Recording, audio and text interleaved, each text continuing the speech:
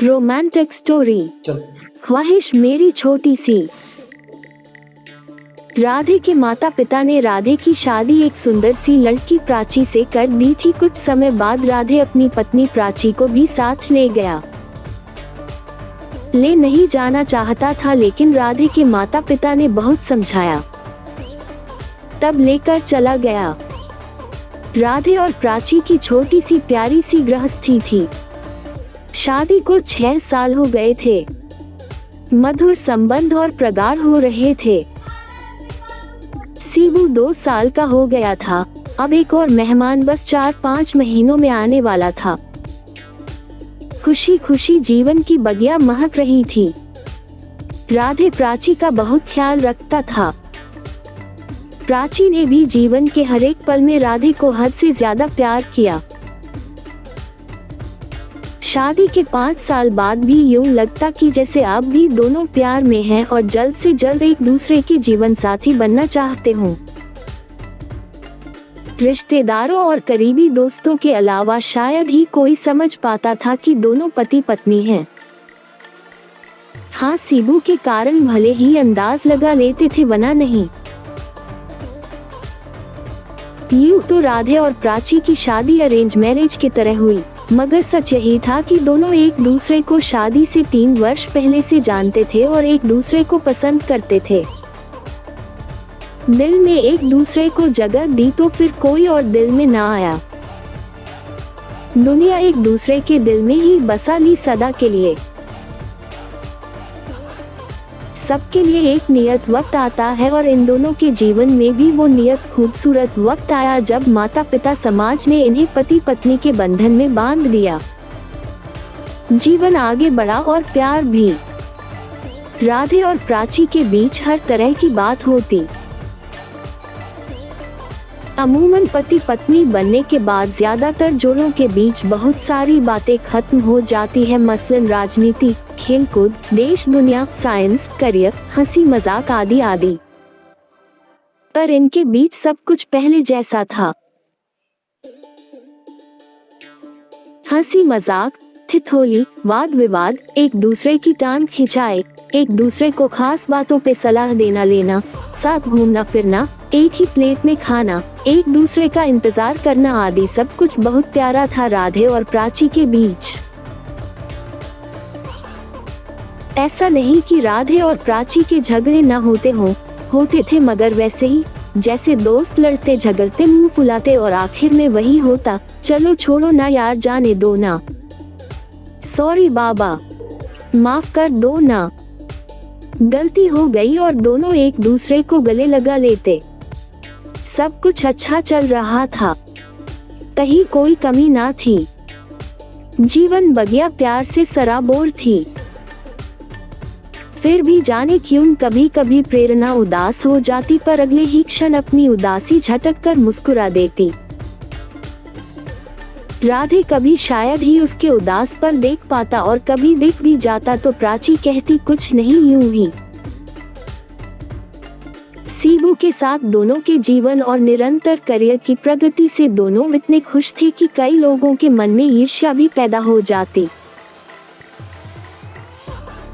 हालांकि राधे और प्राची के बीच भी कई सारे अंतर थे जो किसी भी युगल में होना स्वाभाविक है, क्योंकि 2 अलग अलग परिवार, परिवेश और अलग शहर के लोग एक हो भी नहीं सकते।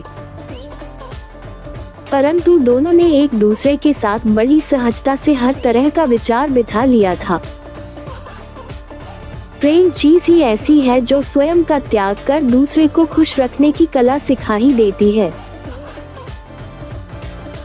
मगर इन सब बातों के बीच एक ऐसी बात थी, एक ऐसी आदत राधे की जो प्राची कभी भी दिल से एक्सेप्ट नहीं कर सकी, हालांकि उसने कोशिश बहुत की। उसने कई बार राधे से कहा भी, बहुत मिन्नतें भी की कि प्लीज इस आदत को छोड़ दो, ये हमारी प्यारी गृहस्थी, हमारे रिश्ते, हमारे अगाध प्यार के बीच एक दाग है। कहते कहते तो अब 6 साल बीतने को थे। रवि ने जाने उस आदत को खुद त्यागना ना चाहा या उससे हुआ नहीं ये पता नहीं, जबकि कहते हैं कि दुनिया में जिंदगी और मौत के अलावा बाकी सब कुछ संभव है। खैर, वक्त बीतता रहा, प्राची ने अपने मन को ही समझा लिए। उसको याद आता कि सभी बड़े बुजुर्ग और बुद्धिजीवी लोगों का कहना है कि इस संसार में ऐसा कोई नहीं जिसको जीवन की संपूर्ण खुशियां मिल जाए। महान पार्श्व गायिका लता जी के गीत सुन मन को बहला लेती। हर किसी को मुकम्मल जहां नहीं मिलता, कभी जमीन तो कभी आसमां नहीं मिलता। वो सोचती कोई बात नहीं, दुनिया में तो लोगों को ना जाने कितने गम हैं। मैं तो संसार की खुशकिस्मत लड़की हूँ जो राधे जैसा जीवन साथी है मेरा। यही सोच मन में उठती एक हल्की सी कसक को खुद अपने ही विचारों से रगड़ कर मिटा देती। मधुर पल और मधुर हो गए थे। नन्हे मेहमान के आगमन में बस 2 महीने की देरी थी। राधे जल्दी घर आता, प्राची को बहुत बहुत प्यार देता। सीबू भी खुश था क्योंकि उसको बताया गया कि मम्मी तुम्हारे लिए जल्दी ही एक बहुत ही सुंदर गुड्डा या गुड़िया लेने जाएंगी जो तुम्हारे साथ खेलेगा भी, दौड़ेगा भी और बातें भी करेगा। सीबू को गोद में लिए राधे प्राची के साथ बैठ घंटों दुनिया जहान की बातें करता। प्राची हर वक्त खुश थी पर कभी कभी अनायास पूछ बैठती, राधे तुम सच में अपनी आदत नहीं छोड़ सकते? राधे उसके हाथ थाम फिर वही बात दोहरा देता जो पिछले 6 साल से कह रहा था, बस तो 4 दिन दे दो मुझे। सच कहता हूँ इस बार पक्का तुम्हें शिकायत का मौका नहीं दूंगा। प्राची कसक भरी मुस्कान के साथ सर हिला देती, ओके प्लीज इस बार जरूर। राधे प्यार से प्राची के माथे को चूम लेता, कभी गालों पर थपकी देकर कहता, इस बार पक्का प्रॉमिस। बात फिर खत्म हो जाती। एक शाम अचानक प्राची का दिल बहुत किया कि आज आइसक्रीम खाने चलते हैं। वैसे भी 2-3 महीने से कहीं बाहर निकली नहीं थी। राधे ने कहा, मैं घर पे ही ले आता हूँ। प्राची नहीं मानी। तीनों तैयार होकर आइसक्रीम पार्लर चले गए। आइसक्रीम खाते हुए बहुत खुश थे तीनों। होनी कुछ और लिखी गई थी जिसका समय नजदीक था। तीनों घर वापस आए। सीबू तो खेलकूद कर निढाल होकर आते ही सो गया। प्राची के दिल में आज फिर एक सोई हुई ख्वाहिश जगी। उसने राधे का हाथ पकड़कर अपनी ओर प्यार से खींचते हुए कहा, राधे सुनो न एक बात, इधर आओ तो जरा। पर रवि ने पुरानी आदत के अनुसार हाथ छुड़ाते हुए कहा, रुको प्राची बस 5 मिनट, मैं अभी आया, बस अभी तुम्हारे ही पास आकर बैठता हूँ। कहकर राधे बालकनी में चला गया और सिगरेट पीने लगा। अचानक ही प्राची की तेज चीख सुनकर राधे दौड़ा। प्राची वॉशरूम में लहूलुहान पड़ी थी। अब बस उसकी आंखें कुछ कह रही थी पर उसके मुंह से कोई आवाज नहीं निकल रही थी। राधे के प्राण ही सूख चले। उसने घड़ी भर बिना देर किए एम्बुलेंस बुलाया और प्राची को कुछ ही पल में हॉस्पिटल पहुंचाया गया। तत्काल इलाज शुरू हुआ। राधे तब तक अपने माता पिता और प्राची के घर वालों को भी खबर कर चुका था। सभी आ गए। सभी प्राची के लिए चिंतित और दुखी थे। उधर सीबू घर में अकेला था। सिर्फ नौकरों के भरोसे छोटा बच्चा नहीं रह सकता, इसलिए राधे की मां को घर जाना पड़ा। इधर डॉक्टर्स प्राची की कंडीशन को अब भी खतरे में बता रहे थे। बच्चा पेट में खत्म हो गया था। डॉक्टर ने ऑपरेशन कर दिया था और अब प्रेरणा को बचाने की कोशिश में जुटे थे। थोड़ी देर में सीबू को लेकर मां पुनः हॉस्पिटल आई। मां ने राधे के हाथ में एक पेपर देते हुए कहा, ये तकिए के नीचे रखा था, शायद सीबू के हाथ में खेलते हुए आ गया। कोई जरूरी चीज हो शायद, ये सोच में लेते आई। मां पढ़ना नहीं जानती थी सो राधे पढ़ने लगा। उसने पहचान लिया, ये प्राची की लिखावट थी और जगह जगह स्याही ऐसे बिखरे हुए थे कि लग रहा था उसने रोते रोते ही ये सब लिखा है। अरे ये तो अभी शाम को लिखा है उसने। क्योंकि प्राची की आदत सभी जानते हैं, वो कुछ भी लिखती है तो उस पे अपने साइन करके नीचे तारीख और समय भी लिखती है। मतलब कि जब राधे थोड़ी देर के लिए सिगरेट पीने बालकनी में गया था तभी प्राची ने ये लिखा था।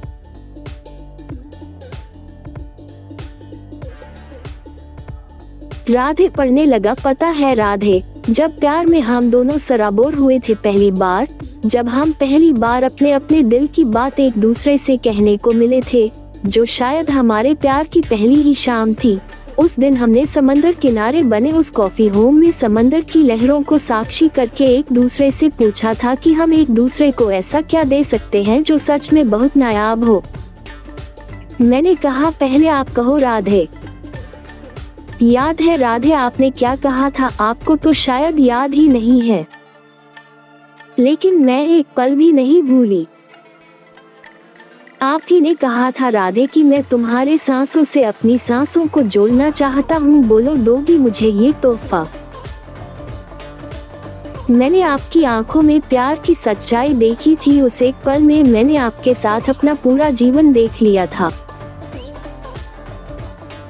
ऐसे तोहफे आप मांगेंगे ये कल्पना तो नहीं की थी, लेकिन आपकी इस ख्वाहिश ने ही मुझे भी एक ख्वाहिश दे दी कि मैं आपकी ये इच्छा जरूर पूरी कर दूँ। दिल में तो आया था कि अभी ही पूरी कर दूँ, पर मैं शादी के बाद आपकी ये इच्छा जरूर पूरी करूँगी, मैंने सोच लिया था। लेकिन साथ ही ये भी था कि मुझे आपकी सिगरेट बर्दाश्त ना थी। मैंने अपने घर परिवार में कभी ये सब देखा सहा नहीं था। मुझे इसके धुएं से, इसकी अजीब सी स्मेल से हद से ज्यादा नफरत थी। मेरा दम घुटने को हो आता है इससे। लेकिन फिर भी मैंने नजरें नीची करके कहा कि सही वक्त आने पर आपको ये तोहफा जरूर दूंगी। आपकी आंखें खुशी से चमक उठी थी। मुझे बहुत अच्छा लगा था राधे। फिर आपने मुझसे पूछा कि तुम्हें मुझसे क्या चाहिए। याद है राधे, मैंने एक ही चीज मांगी थी, राधे आप ये सिगरेट पीना छोड़ दो, इसके अलावा मुझे सारी जिंदगी कुछ और नहीं चाहिए। आपने कहा बस एक सप्ताह बाद तुम मुझे सिगरेट पीते नहीं देखोगी। मैं कितनी खुश हुई थी आप इसका अंदाजा नहीं लगा सकते। लेकिन आपने पलटकर ये नहीं पूछा कि मुझे यही तोहफा नायाब क्यों लगा। मैंने बताया भी नहीं। जानते हो राधे क्यों यही मांगा था मैंने? ताकि मैं आपकी ख्वाहिश पूरी कर सकूं। हाँ राधे, आपकी सांसों से अपनी सांसों को जोड़ने की ख्वाहिश मेरे मन में भी जग चुकी थी, पर आपकी सिगरेट ने मुझे ये कभी करने ना दिया। मुझे आपसे बहुत प्यार मिला है रवि, बहुत सम्मान मिला है। सच है कि आपको जीवन साथी पाकर मैं इस जहान में खुद को सबसे ज्यादा खुश नसीब पाती हूँ। हमारे प्यार के अनगिनत पल हैं राधे। हमारी एक दूसरे से नजदीकियां तो शरीर और आत्मा की तरह है राधे। पर बेहद अजीब है ना कि इतने करीब होकर भी वो पल नहीं आ पाया कि मेरा वादा और मेरी एक छोटी सी ख्वाहिश पूरी हो सके। शादी के बाद इन 6 सालों में आपने मेरे लिए बहुत कुछ किया, पर अफसोस मेरी एक छोटी सी ये ख्वाहिश आज भी अधूरी है। कितनी बार मैंने चाहा, मगर हर बार जब भी आपकी सांसों के हमकदम बनना चाहा, हर बार वही सिगरेट की अजीब सी गंध ने मुझे मुंह फेर लेने पे मजबूर किया। लेकिन आपने कभी समझने की कोशिश नहीं की। क्या कोई यकीन कर सकता है राधे कि पति पत्नी होकर, एक बच्चे के माता पिता होकर भी हम एक दूसरे के होठों के स्पर्श को नहीं जानते? लोग हंसेंगे कि ये क्या बकवास है, भला ये 6 साल के दाम्पत्य जीवन में ऐसा पल ना आया हो। मैं कैसे कहूँ कि ये हमारे अटूट बंधन, गहरे प्रेम के बीच ये एक दाग की तरह है, मगर सच है। आप नहीं समझोगे राधे, लेकिन मैं अब समझ गई हूँ। आप मुझे भी शायद छोड़ सकते हो, लेकिन सिगरेट को नहीं, कभी नहीं। मैं फिर आज इसलिए लिख रही हूँ राधे, क्योंकि आज हद से ज्यादा दिल मचल गया था और लगा था कि आपने आज तो बहुत देर से सिगरेट नहीं पी है। शायद आज एक बार ही सही मेरी ख्वाहिश पूरी हो जाएगी। लेकिन आज भी आप हाथ छुड़ाकर सिगरेट उठाकर चल दिए। मैं रोना चाहती हूँ चीख कर पर नहीं रो सकती। शायद हमारे अगाध प्रेम में ये शोभनीय नहीं होगा। मैं बांटना चाहती हूँ अपना ये दर्द, मगर क्या ये किसी से कहना उचित लगेगा। बेहद अपमानित महसूस करने लगी हूँ आपकी सिगरेट के सामने अपने आप को। कोई तरीका नहीं है मेरे पास अपने इस अधूरी ख्वाहिश का दर्द बांटने के लिए, सिवाय इसके कि पन्ने पे उतार कर दिल हल्का कर लूं। जबकि जानती हूँ पहले की ही तरह कुछ देर बाद इसको भी फाड़ कर फेंक दूंगी, पर कोई बात नहीं, दिल तो हल्का हो जाता है। I love you Radhe, love you always. पढ़ते पढ़ते राधे बेहिसाब आंसुओं में डूब गया। उसे आज एहसास हुआ उसके सिगरेट की लत के कारण क्या से क्या हो गया। उसके मन में सारे घटनाक्रम प्रत्यक्ष हो उठे। राधे के सिगरेट लेकर चले जाने के कारण प्रेरणा को आज बहुत ज्यादा बुरा लगा। उसके आंखों से आंसू छलक आए। उसने पेपर पेन उठाया और अपने मन की सारी बात उस कागज पे उड़ेल कर अपने मन को हल्का कर लिया। जब तक राधे सिगरेट खत्म करके कमरे में वापस आने वाला था, प्राची का चेहरा आंसुओं से भीग गया था। वो उठकर मुंह हाथ धोने चली गई। जब वो वॉशरूम से वापस आने लगी, ना जाने कैसे उसका पैर फिसल गया। ये उसकी संतप्त मन की दशा थी, या महज प्रेगनेंसी के कारण उसको चक्कर आया होगा, या कि उसकी जीवन की इतनी ही अवधि तय थी, ये तो परमात्मा को ही पता था, या फिर खुद प्राची को ही। राधे पागलों की तरह डॉक्टर से कह रहा था, मेरी प्राची को बचा लो, मेरा सब कुछ ले लो, मेरी जान भी उसको दे दो, मगर बचा दो उसको। लेकिन ये नहीं हो सका। 8 घंटे के अथक प्रयास के बाद डॉक्टर ने आकर कहा, हमने बहुत कोशिश की लेकिन हम हार गए। प्राची के पास अब ज्यादा समय नहीं, उससे मिलने आप लोग। राधे बदहवाश प्राची के पास पहुंचा। प्राची की आंखें शून्यता से भरी थी। राधे ने उसका हाथ थामा और पागलों की तरह कहने लगा, प्राची मुझे छोड़कर मत जाओ, मत जाओ प्राची, मैं तुम्हारी हर बात मान लूंगा आज से, अभी से। अब नहीं टालूंगा, एक सेकंड भी नहीं। बस मत जाओ, मत जाओ मुझे छोड़कर। प्राची की आंखें राधे के चेहरे पे टिक गई। वो बहुत मुश्किल से जरा सा मुस्कुराए और अपने होठों पे एक मासूम सी ख्वाहिश सजाए हमेशा के लिए खामोश हो गई। समाप्त। आशा और विश्वास है कि आपको मेरी कहानी, वीडियो, रोमांटिक स्टोरी ख्वाहिश मेरी छोटी सी पसंद आई होगी। आप सभी से मेरा अनुरोध है कि मेरे चैनल राजू एंटरटेनमेंट को सब्सक्राइब करके बेल आइकॉन को जरूर दबाकर ऑल पर सेट करें, जिससे मेरी आने वाली वीडियो आपको सबसे पहले मिले। प्लीज प्लीज प्लीज सब्सक्राइब कर दीजिए ना सर जी। धन्यवाद। मेरा ये चैनल सब्सक्राइब करें और मेरे हर अपडेट आपको मिले, इसके लिए बेल आइकन जरूर दबाइएगा। आप सभी को मेरी ढेर सारी शुभकामनाएं।